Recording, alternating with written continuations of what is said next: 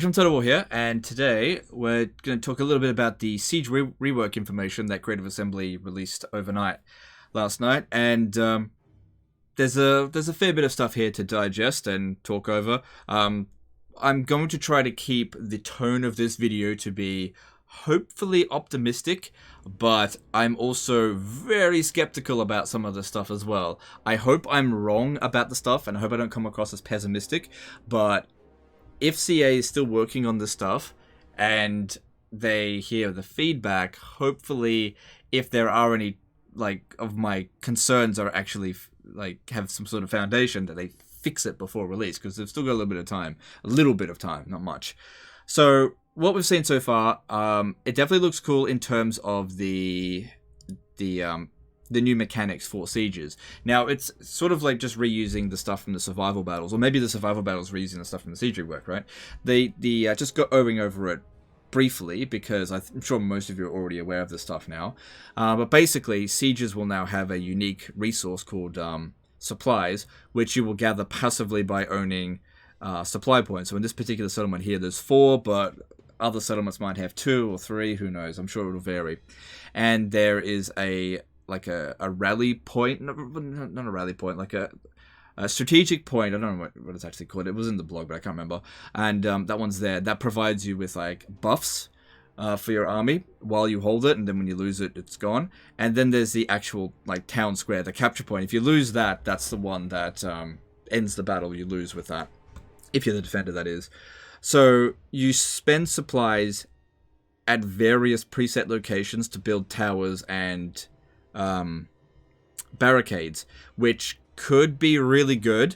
It's a little bit gamey. I don't have a problem with that for Total War Warhammer, because it's a fantasy world and it's already super gamey anyway, and I just don't have a problem with that, right? I'm not really looking for a really grounded, realistic experience with Warhammer. I'd say dial everything to 11 and just let the shit hit the fan sort of thing. I don't have a problem with that.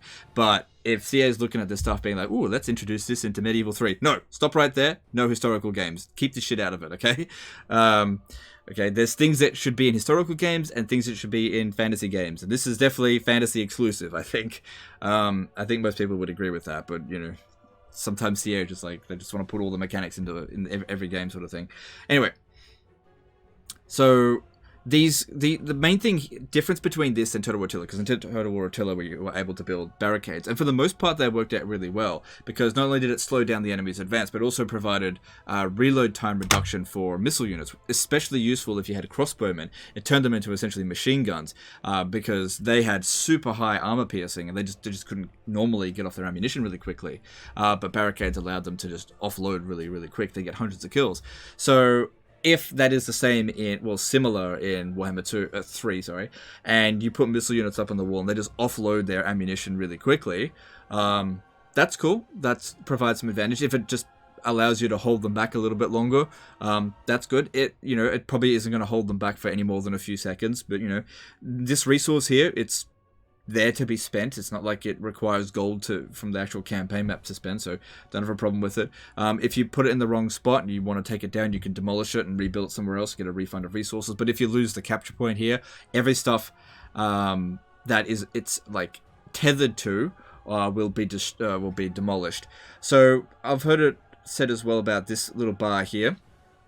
What I can gather from this is that this, instead of having 150 seconds or 200 seconds countdown, it's actually got this bar. So once the main capture point has fallen, I suspect that this will just deplete, and if that hits 0, then the battle's over. So I think that's what that is. I don't think that's the balance of power, because it doesn't look like a balance of power, because it's all one color.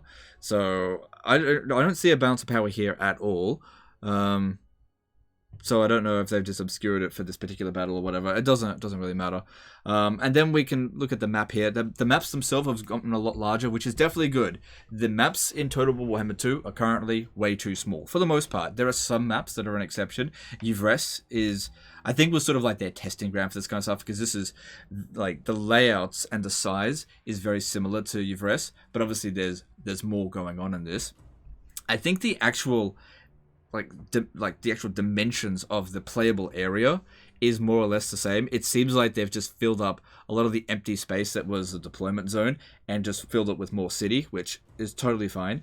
But like in this particular map here, just putting a bit of skeptic hat on, there's nothing stopping a player from just hugging one side of the wall and taking out one tower. Like if we look at it from here, like just if you were standing here, you take out that one tower and then you've got a blind spot from which to shoot them. So this is the current problem with Warhammer 2, right? It comes down to the AI, right?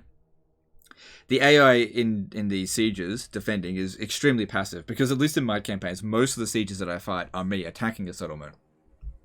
So I take out the tower, nobody's shooting at me, and they just sit there waiting for me. Yeah, come at me, bitch. So that kind of stuff. And I use my long range stuff, artillery, magic, whatever, and basically whittle them down. Because there's two ways of winning the battle. You either capture the town square, which maybe 2% of the battles end in that way, or you cause the army losses, which is the other 98%, depending on exactly how you're going to play. So it largely depends. Like looking at this here, we can see that, you know, the AI spread themselves out, assuming that the red is the AI. But also, the AI currently does this in Total Warhammer 2 if you spread your... Like, if you use the entire deployment zone, which is stupid. There's just no reason to do that. There's no advantage in doing it. It's just... I don't know why they designed it that way, but it's just stupid to do that. You know, they'll spread themselves out as well. So it just depends on what the AI is going to do. If they all just hug in one area, then all of these improvements here will mean nothing. But if they only send like a couple of units up on the wall here, and once those units are dead, they don't send reinforcements. They're like, okay, we lost the troops that we sent there. We're not sending reinforcements because we didn't win that engagement. Then that's an improvement, because the way that it currently works, let's just take these guys here, for example. If you wiped out these 3 units, and let's just say we didn't have any troops over here, they would just send reinforcements from wherever, be like, oh, we have to hold the walls. The walls are the most important thing, even though the walls are literally the least important thing in these settlements. And based on what we've seen here, the walls don't seem to be of any real value. The only reason you put units up on the walls is to activate the towers. If the towers are gone, you don't need the walls, because the walls don't actually provide you any defensive advantage. And that seems like that's the case here. But the choke points, which is how currently Warhammer 2 battles siege battles performed like at optimal level, they've improved that, which I'm all for, because I really don't enjoy fighting like battles on walls. It's actually really slow paced and kind of boring. So I just try to avoid that, defending or attacking. So I actually quite like that they're going to make it more about choke points, because I find fighting in the streets way more interesting than fighting on the walls. I try to do it as little as often. But yeah, it all just depends on what the AI is going to do. Whether they're going to hold the wall. If they hold the wall tooth and nail, bad AI. If they abandon the wall once they've taken a few casualties and then set up decent defenses across the way, then that's pretty good, because that would cause me to have to use more of my artillery ammunition taking out the towers. And of course, the longer the battle goes on, they can just replace those towers, then forcing me to get off my ass and like get a move on and capture these actual points. So it largely depends. Based on what I'm going to predict, I would say that they are probably not going to try to hold the walls as much as they did in Warhammer 2, because, you know, everybody's like Creative Assembly have been observing how people have fought sieges for many years now with Warhammer 2. Holding the walls is stupid. They could have upgraded it to somehow make it useful, but I think the current system, the current ideas that they're putting forward is a better idea. Just a matter of the implementation. Because the thing is with all the information that we've received so far, positive and maybe negative, for the most part, people seem to be pretty positive towards it. There's a little bit of negativity, but that's fine. Some people, you know, they want things that just won't include, like 360-degree sieges. 360-degree sieges doesn't fix sieges, right? Because the AI is still going to do the exact same thing. The problem is the AI. The big thing with whether or not the AI has been fixed, we won't know until somebody from outside of CA releases a video showcasing, confirming whether or not the AI has been fixed, because we always have to be constantly reminded of the Siege of Carthage from Rome 2. Back in 2013, the Siege of Carthage promotional material and all the Siege promotional material that they showed for Rome 2 was all bullshit. It was 100% bullshit, and it completely ruined the trust of CA. And in many ways, that trust has not been reestablished. So I'm trying to stay hopefully optimistic, but I cannot trust that just because they say in a blog post that, you know, they've improved the AI. Okay, you saying you've improved the AI is one thing, and I really hope that you have, but I can't trust it until I've actually seen it with my own eyes. And that's not from, like, if they release a full battle video with one of the developers playing it, I'll still be like, no, because we saw that in Rome 2. In Rome 2 times, they fought a defensive siege. Like, they actually played it. It wasn't just like a trailer. They fought a defensive siege, and the AI was like doing all the stuff, defending the right choke points or whatever, and it turned out that was all bullshit, because what the developers did is that they knew how the AI would behave, and they deliberately fought the battle badly so to make the AI look good, because they're there to promote it. They're not there to be like, they're not doing what I would do to use it as bragging rights. Look at me smash the AI. Imagine if that was what they did. They went in to a settlement that had twice as many troops as what they had, and they absolutely smashed the AI. Hey, check out Warhammer 3. Dump on the AI just like we did. I don't think that would sell very well, so they're obviously going to try to make their AI look good. But unfortunately, when they do that, and they should do that, I guess, I can't trust that the AI is fixed. So, you know, I'm sure I'll get some indication at some point that the AI has been fixed or not. And I'm hoping that it is, but like I'm gonna be on the fence about it until I've either played it or somebody who is not a Creative Assembly employee has played it and confirmed that the AI has been fixed. Because as you know, much as my relationship with Creative Assembly has improved, it's all marketing, and I can't trust it. It's just, it's not nothing to do with them. It's just marketing in general. I just can't trust it. It's just there for show. That's just how it is. I'm still excited about it. Don't get me wrong, and I'm hopeful, but like, I just can't trust it. That's just how it is. Because there's incentive for them to hide flaws. That's just how it is. So we gotta put our, you know, tinfoil hat on. And I want to be wrong. I want to be wrong, and I hope that the AI is improved. But doubt. Press X to doubt. Big X's. I have doubts. So we'll see how we go. Now, another thing that they've sort of improved upon, because like as soon as I saw these sieges, these siege maps here, the first thing I thought was, ooh, my vampire counts, I'm gonna fly off to the town square and summon zombies and capture the town square in like 5 seconds, which is what I do currently in Warhammer 2. In some maps, the bigger the map, the easier it is to do that, because it takes longer, because they defend the walls so much, right? They got all their fucking troops sitting here on the walls thinking I'm gonna come over here, and then I spend 2 vampires, fly right into the town square, dump down some zombies, they capture it in a few seconds, and everyone else is like, oh shit, and they run back, and then I've got zombies holding the choke points, and they just can't get back in time. But they seem to have anticipated that problem, and they've made it so that that summoned units and flying units can't capture points. Currently, flying units can't capture points anyway in Warhammer 2, but summoned units can. Big sad noises for the vampire counts. Looks like you're going to have to actually attack properly with vampire counts, which is unfortunate for them because they have no artillery. They can't. They cheese less. It's not like they can't cheese. They just cheese less in these sort of situations here. But that's fine. So overall, I think I do like what I see, and my biggest concern, and it's everything is banking on it, is the AI going to actually put up a decent fight in both attacking and defending, or are they just going to do the most basic defensive thing ever and just not be able to respond? Is this going to be too complicated for them? Because the thing is, I think the main reason why they made things so simple in Warhammer 2 was so that the AI didn't just completely collapse, right? One of the reasons why the AI is so easy to derp out in Warhammer 2 is because the game is essentially too complicated for it. It's not too complicated for a human to play at all, not even close.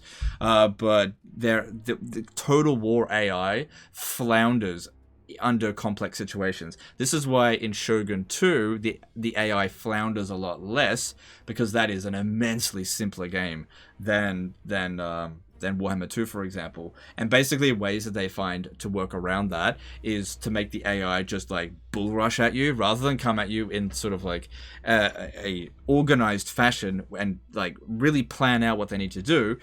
The AI is just like programmed to just throw everything at the player. So we'll see how that goes. So I think another thing with this is that they designed these maps to be quite large because the AI is going to throw a huge amount of force at you on the higher difficulties. We know that they're going to reduce the melee cheats, which is good for battle difficulty. So battles will seem fairer on a one-on-one unit basis. Like, your troops will be able to fight fairly toe-to-toe, hopefully, for the most part, with the enemy troops. But what's going to happen, I think, is that the enemy are simply going to outnumber you in more cases. Now, if that is the case, missile units are still going to be the meta, because if a melee unit is fighting evenly against another unit, well, then it's only going to trade off. If you're outnumbered, you need units to fight better than what the enemy is. And the current problem with melee infantry is that they have no special abilities. Most of them, they don't. If twirly whirlies or spinning loons is an example of units that can actually use a special ability and get above their pay grade. Missile units usually have more ammunition than they need to deliver their value, and so you shoot tons and kill essentially 2 or 3 units with them, that kind of stuff. So I don't think the meta is going to change, but I think those who don't like the meta and want to play melee infantry, you're going to feel less punished on the higher difficulties, which is definitely good, because currently melee infantry is extremely unsatisfying in Warhammer 2. So I have a lot of sympathy for people that want melee infantry to be more viable. I don't think that it's going to be the meta, just based on Warhammer in general. There's just too many fantastical units going around, and melee infantry are just so basic. I just can't see them becoming meta, nor should they be. But overall, yeah, the sieges, hopeful. There's some good things here, I think, but I want to hear your opinion as well in the comments. What do you think of what we're seeing here, with lots of capture points? I mean, battles could still end up just being decided right here at the very walls. If they send 80% of their force over here, just causing army losses, and then none of the stuff here matters. I really hope that's not the case. I mean, if they put all of this effort in, only for it to just be bypassed by dickhead players like me, it seems like a bit of a waste of resources. But, they've been developing this for a while now, and they've been watching me for a long time, and they're very much aware that I'm going to try to break this game. Oh, I'm going to try. And so I think they're going to try to make it as difficult as possible for me. And you know what? I'm looking forward to the challenge. So we'll see how that goes. Another thing that I want to bring up before we end the video was on the Reddit. There was a pretty this is really minor, but there was a funny meme PNG that I just wanted to give a little shout out to the PNG of the Avalanche Soy Boys, which some other YouTubers, I think Indie Pride, used it as well, and I'm just like, whoever did this, great job. And I thought I would build upon it a little bit, and I made Legend of Total Soy here, so I'm going to have a link in the description so you can download this PNG. And if you want to make memes about me, about all the shit that I get up to, like if I'm pointing at cheese or I'm pointing at exploits, go for it. Make a funny one, post it on Twitter, post it on our subreddit. That's right, Legend of Total War has a subreddit. It's not particularly active, but it does exist. It's just something fun to do while we're waiting around for the next 5 to 6 months or whatever. Who knows how long it is until Warhammer 3 actually comes out. Still got a long wait to go. Anyway, that's the end of this one here. I think I've covered everything that I needed to. I'm not going to go in and read this all point by point. I went and read it. Oh, there's also minor settlement battles as well. As far as minor settlements, just really briefly, I think it's basically just going to be the exact same thing, except just won't have walls, which could be in many ways easier to defend minor settlements. Also, another thing on that, I think minor settlements, if you upgrade the wall building, you will actually just turn them into a major settlement in terms of the actual siege layout. So, if you do build walls all the time, you might end up finding that you're fighting in battles just like this, even in your minor settlements. But they'll have a lot of minor settlement sieges, which it seems like Norska is going to be the ones left out, since they can't build walls, and I can't imagine that they're going to have intricate settlement designs. So we'll see. They really need a rework for Warhammer 3, because otherwise they're going to be left behind. Anyway, they're already left behind. Anyway, that's the end of this one. Appreciate you guys, and I'll see you next time, fuckers. Bye.